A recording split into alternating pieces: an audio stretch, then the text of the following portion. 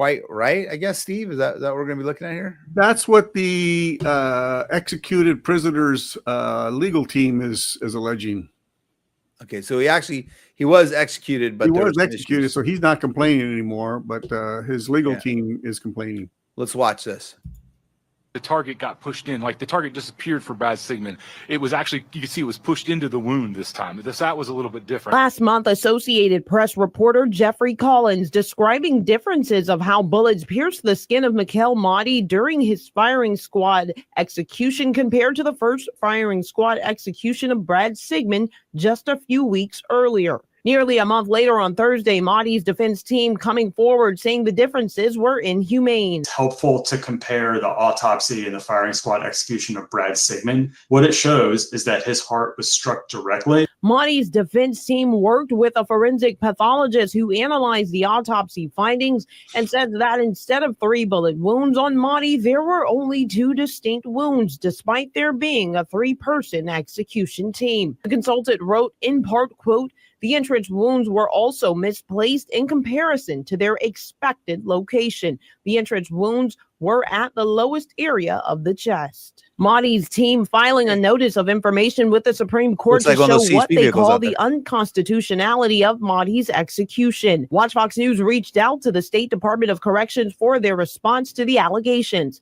Prison officials believe all 3 bullets hit Mahdi, with 2 of them entering the body in the same spot and following the same path. Mahdi's team disputes that. So 2 bullets or 2 bullet fragments did pass through that portion of his heart. And really the locus of the shots was his liver and pancreas. That's the section of his body that was struck directly. So, according to the State Department of Corrections, this image is a representation of how firing squads are carried out. Volunteers are 15 feet away behind a wall with 3 rifles and 3 live bullets pointed at a target placed directly over the inmate's heart. According to a state Supreme Court ruling, this method is only constitutional due to the promise of only 10 to 15 seconds of pain before the heart is destroyed. What's significant here is that because Mikal was not shot directly in the heart, the amount of time that he was conscious and was consciously experiencing that excruciating pain was longer than if he was shot directly in the heart.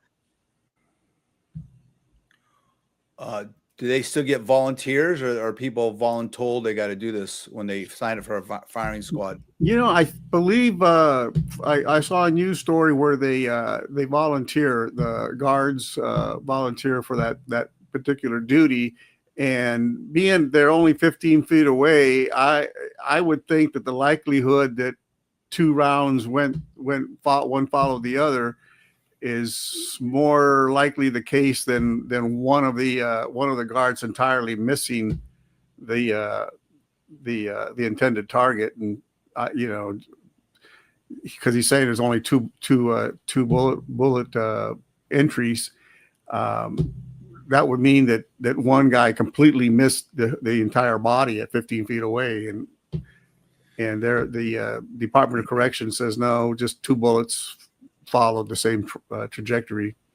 So a lot of these states, as they do these executions, the issue always comes up about how humane the execution is.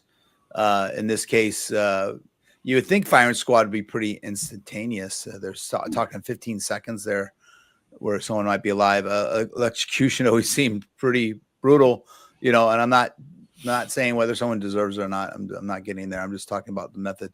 You would think the lethal injection would still be the way, but well, he was given the opportunity to choose which method he wanted, the lethal injection or the firing squad, and he chose the firing squad rather than the lethal injection. Yeah, and there's a lot of they are given the opportunity to choose which method. I think Utah gives them a selection of electrocution or firing squad. Different states give different options. Oh my God, choosing electrocution. Yeah. Wow.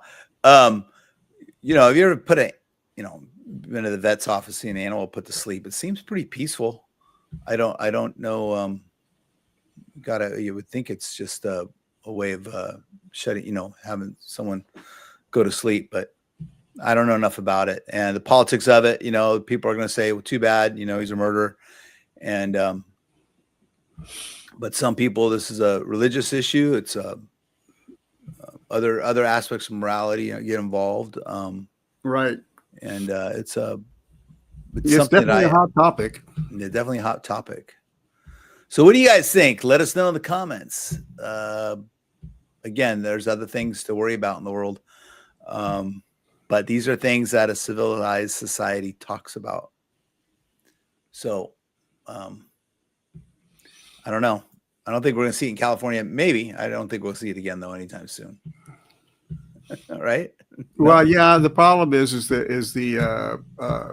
the state was spending a lot of money trying to get our condemned men prisoners executed, but the federal district court is the one that kept overturning it, and we are in a different federal district than Texas and Louisiana, which are pro death penalty. Our district court is anti death penalty, so it's basically